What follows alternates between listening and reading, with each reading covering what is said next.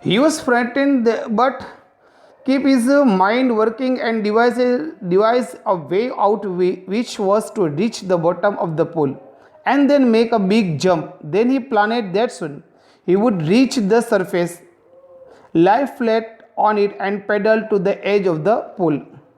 But things did not turn out as planned. It was a long journey to bottom of the pool. Bottom means down, and he felt those 9 feet were more like 90. Somehow he gathered all strength and pushed against the bottom of the pool, imagining that he would reach up to the surface in a second, but instead he moved up slowly. Next, he was overpowered by fear. Reach out as it if to grab something but could only get his hands on the water. He got suffocated due to lack of air, could not scream, moved his arms desperately, but all his efforts failed and he once again sank to the bottom of the pool. Now he started losing strength, but still he could recall the strategy and unexplainable terror is with him which can only be understood by sheer experience. His limbs were lifeless, the only sign of life was his heartbeat. He sank for the third time. He sucked in water and then suddenly all his efforts to save himself stopped. He was relaxed, peaceful, fearlessly and sleepy.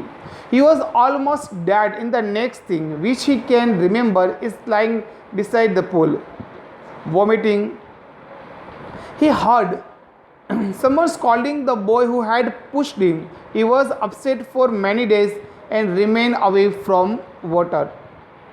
A few years later, his desire to go to the waters of the Cascades or the Teton or bumping river or bathing in warm lake of the Got rocks would fill him with fear. This fear ruined his fishing trips, deprived him of the joy of canoeing, boating and swimming.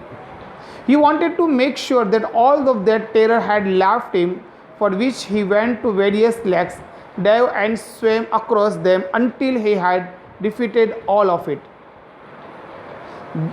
Then author explains us the only thing we have to fear is fear itself.